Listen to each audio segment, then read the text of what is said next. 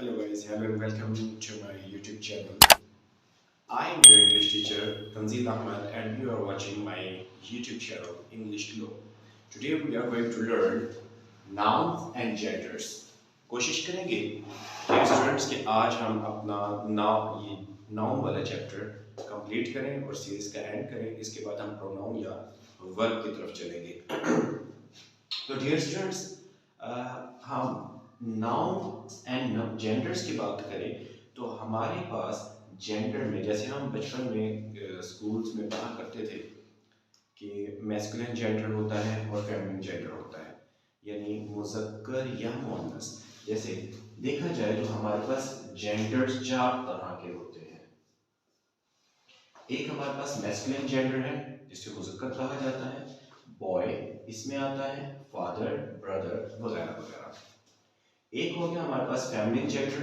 Feminine gender के अंदर हमारे पास गर्ल, मदर एंड सिस्टर। अब बॉय का हो गया गर्ल, फादर का हो गया मदर, ब्रदर का हो गया सिस्टर। ये हमने जेंडर चेंज किया, मतलब किसके एतबार से, मुज़क्कर को मुअन्नस और मुअन्नस को मुज़क्कर बना सकते हैं हम।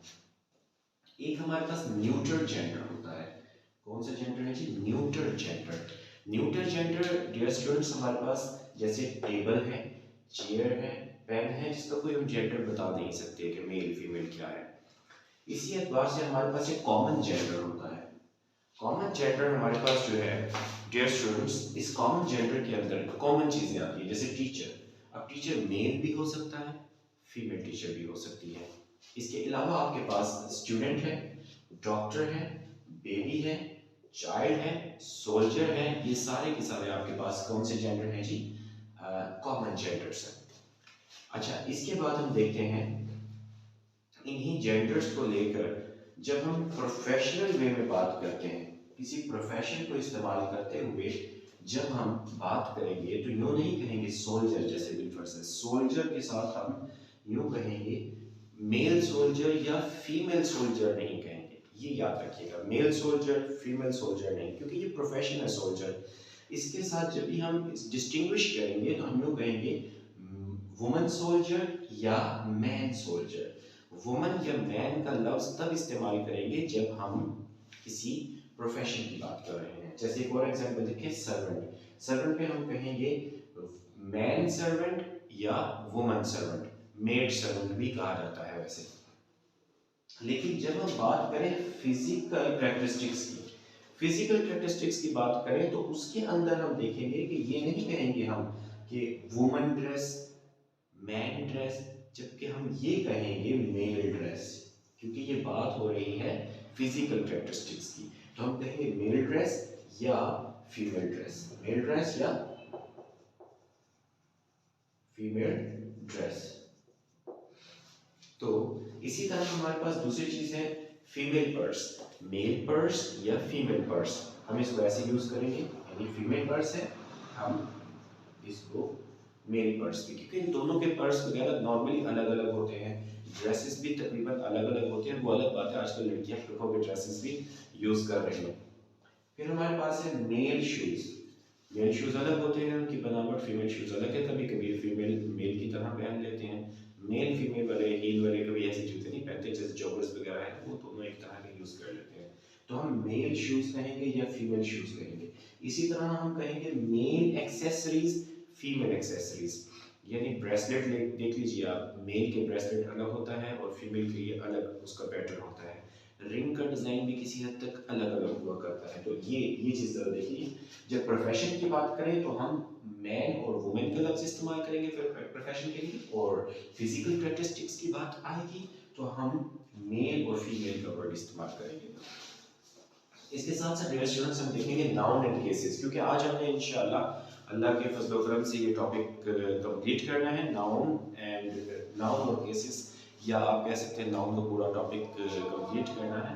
तो उसको देखते हैं हम कि नाउन्स एंड केसेस क्या है। देखिए cases, a noun, sorry, A noun has 4 cases. एक नाउन के 4 केसेस होते हैं। एक तो है नॉमिनेटिव केस, या जिसको सब्जेक्टिव केस कहा जाता है। सब्जेक्टिव केस में क्या होता है, जब हम नाउन को एज अ सब्जेक्ट यूज करें तो ये सब्जेक्टिव केस कहलाता है। जैसा कि आपके पास है Ali did the work, Ali एक नाउन है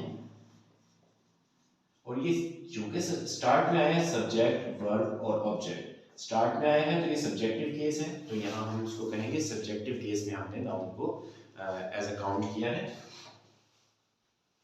दूसरे नंबर पे आपके पास मौजूद है ऑब्जेक्टिव केस। जब हम किसी नाउन को एज एन ऑब्जेक्ट इस्तेमाल करें तो हम उसको क्या करेंगे, ऑब्जेक्टिव केस में गिनेंगे। आई हेल्प, मैंने मदद की अली, अली की, अली पर काम हो रहा है, सब्जेक्ट का कुछ असर ऑब्जेक्ट कबूल करता है, तो ये अली जो है इस वक्त ऑब्जेक्टिव केस में इस्तेमाल किया गया है। एक है पोजेसिव केस। पोजेसिव केस में मलकियत को जाहिर किया जाता है, यानी किसी का मालिक होना जाहिर किया जाता है। इस तरह this is allies book, this is allies book, ये अली की किताब है, तो ये एपोस्ट्रोफी एस लगाकर मैंने उसकी मलकियत को जाहिर कर दिया। ऑफ लगाकर भी कर सकते हैं और एपोस्ट्रोफी एस लगाकर भी। वोकेटिव, ये थोड़ा सा इंपॉर्टेंट है, वोकेटिव केस कौन सा होता है, देखिए यहाँ फिक्रा देखिएगा, अली मैंने कॉमा लगा दिया, Ali do the work, Ali ये काम करो, पहले मैंने अली को पुकारा है फिर मैंने उसको कुछ हुक्म दिया है, तो ये वोकेटिव है। जबकि Ali did the work, Ali ने काम किया, इसमें तो खबर दी जा रही है। वोकेटिव में ये होता है डियर स्टूडेंट्स कि हम पहले किसी को पुकारते हैं, किसी को यानी निदा देते हैं, उसके बाद उसको काम का कहते हैं, Ali do the work. Dear students, use of apostrophe S.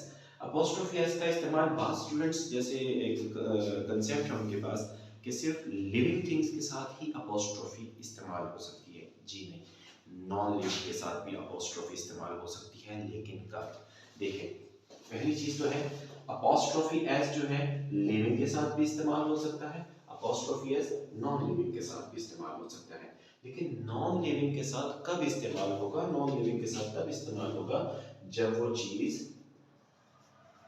Unique होगी, जब वो चीज क्या होगी, यूनिक हो, नॉन लिविंग थिंग, उसके साथ आप इस्तेमाल कर सकते हैं। जैसे मैं कहूं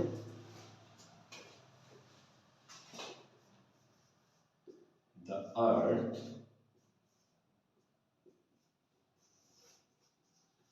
ग्रेविटी, द अर्थ्स ग्रेविटी, यहां मैंने, क्योंकि अर्थ की ग्रेविटी अपने आप में सिंगुलर एक खास है, यूनिक है, इसलिए मैंने इसको अर्थ्स ग्रेविटी कहा, यहां हम इस्तेमाल कर सकते हैं।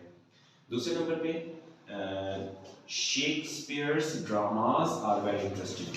अभी देखें अपोस्ट्रोफी एस लगाकर, मैं इधर खड़ा होता हूँ ताकि शेड ना आए, अपोस्ट्रोफी एस लगाकर मैंने बता दिया Shakespeare's dramas are very interesting, Shakespeare's के ड्रामा बहुत इंटरेस्टिंग, दिलचस्प हुआ करते हैं, तो ये बिल्कुल ठीक है।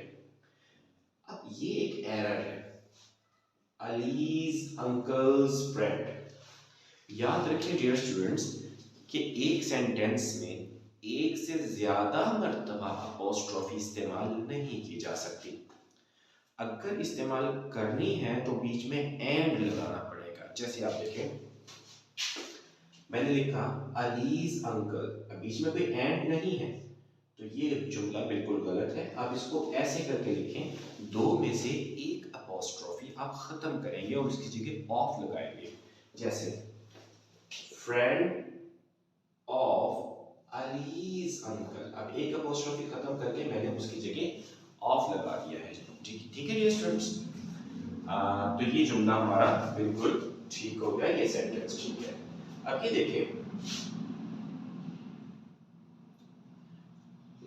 अलीज एंड अहमद, अब दोनों के साथ अपोस्ट्रोफी है लेकिन बीच में एंड लगा हुआ है, तो ये बिल्कुल ठीक है। एक आखिरी एरर जो है वो ये होता है अपोस्ट्रोफी को लेकर कि जब कोई वर्ड एस का साउंड देकर खत्म हो रहा हो तो उसके आखिर में सिर्फ अपोस्ट्रोफी का सिंबल देते हैं, एस मजीद नहीं लगाते। जैसे चिप्स, यानी मैं यूं कहूं कि वर्ड है चिप्स, अब ये एस पर खत्म हो रहा है तो मैं इसको चिप्सिस कभी नहीं कहूंगा, मैं इसको सिर्फ यूं लिखूंगा चिप्स बुक्स, चिप्स आइडियाज, दूसरा आपके पास है द बॉयज बुक्स। अब बॉयज एस पर खत्म हो रहा है तो मैं जस्ट अपॉस्ट्रोफी लगाऊंगा, द बॉयज बुक्स, लड़कों की किताबें। उम्मीद है डियर स्टूडेंट्स आपको ये नाउन की सीरीज बहुत पसंद आई होगी। अगर आपको कुछ प्रॉब्लम फेस करना पड़ रही है तो आप कमेंट सेक्शन में लाजमी पूछिएगा। और अगर आपको वीडियो पसंद आई है तो चैनल को सब्सक्राइब करें, लाइक करें और शेयर करें।